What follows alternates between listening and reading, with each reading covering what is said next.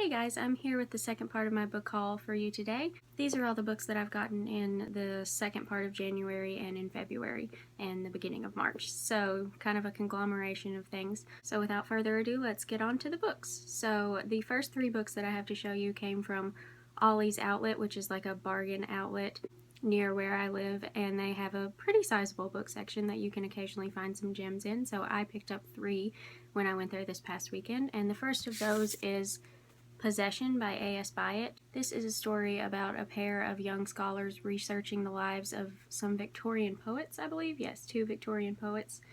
And I think as they start to research their letters and journals and essays and things like that, they start to uncover a sort of mystery and are surprised by what they find and things like that. So it says it's at once an intellectual mystery and a triumphant love story. So that sounds really interesting to me. And I think this is pretty popular. I don't know if it would be considered a classic, but I think it's pretty popular and I've wanted to read it for a while. So when I saw it at Ollie's for like $3 or $4, I decided I would pick it up. And then the next thing that I got from Ollie's is the Book of Elsewhere, or the Books of Elsewhere, Book 1, The Shadows by Jacqueline West. I first saw this on Leslie's channel from Words of a Reader. I'll link her down below. And she read this recently and really enjoyed it, and I very much trust her opinion. So this is just a middle grade mystery, I think, kind of fantasy mystery about this little girl, Olive, who moves to a new house, and I think there's a lot of paintings on the walls, and she can like go into the paintings and discover a new world called Elsewhere. And of course all these mysterious things start happening that she has to deal with. So it just sounds like a really fun, quick read, and it says it's for fans of Roald Dahl and Neil Gaiman, of which I'm a fan of both, so that's very promising. So hopefully I'll enjoy this when I get to it. And the last thing that I picked up at Ollie's was super exciting, and that is Mary Poppins, the 80th Anniversary Edition. And this contains all 4 novels in the series, and this is just a beautiful edition, obviously, as you can tell.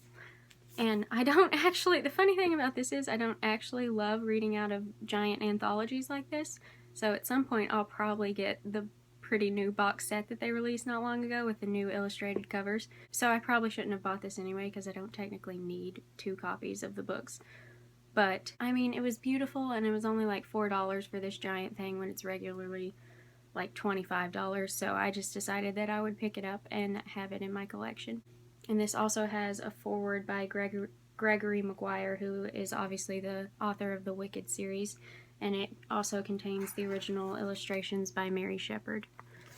So yeah, I'm glad to have this in my collection. The next 2 books I have were actually in order from Amazon, and the first one is What I Thought Was True by Huntley Fitzpatrick. Huntley Fitzpatrick wrote My Life Next Door, which is another YA romance, which I read a couple years ago maybe, and I enjoyed. It wasn't like spectacular or anything, but sometimes I'm just in the mood for that kind of like YA summary romance thing, and I found myself in that mood recently, so I decided I would pick this up since I enjoyed her other novel. Next thing I got was one of my most anticipated releases of this year, and that is The Key to Extraordinary by Natalie Lloyd. Natalie Lloyd wrote A Snicker of Magic, which came out a couple of years ago and which I very much enjoyed. It's one of my favorite middle grade books of all time. She does kind of magical realism-like works, and this one sounds just as good as A Snicker of Magic was, and I can't wait to get to it. And obviously it's a gorgeous cover. Look at that key. I'm obsessed with keys, so this is just like an extra perk of this book for me. But it's very beautiful all around, and the end papers are quite vibrant. And then on the naked hardcover, I don't know if you can tell. Yeah, you can tell. There's a key kind of embossed into the hardcover. This is about a young girl named Emma who is waiting to receive her destiny dream, just like everyone else in her family has before her, and when she finally does receive it, it points her towards the cemetery, I believe, and she has to like go and try and uncover a hidden treasure there. So it just sounds like a really fun adventure middle grade story, and I'm very much looking forward to getting to it. The next thing I have is another Barnes & Noble leather-bound edition, and this one is The Complete Tales of Winnie the Pooh, obviously by A.A. Milne, and with the original illustrations by Ernest H. Shepard. And this is just gorgeous. I just had to pick it up and add it to my collection because it's beautiful. And on the back it has a quote. It says, "Pooh, promise you won't forget about me ever, not even when I'm 100. And that's from Piglet, obviously. And it's beautiful. It's illustrated in full color throughout, and the end pages are a map of the 100-acre woods, and it's illustrated all in full color throughout, so I'm super excited to have added this to my collection. The last two things I have are, of course, picture books, and the first one my mom picked up for me at the book fair at her elementary school, and that is The Book with No Pictures by B.J. Novak. You may recognize that name. He was on The Office. He played Ryan on The Office, and I believe he also wrote a lot of episodes as well. So this is just what it sounds like. It's a book with no pictures, and from what I can tell, it's just kind of a nonsense book, a nonsense story in the kind of in the style of Dr. Seuss maybe, so I'm excited to give this a read. The last picture book that I have is Frederick by Leone, something like that. This was a Caldecott honor book, as you can tell by the sticker.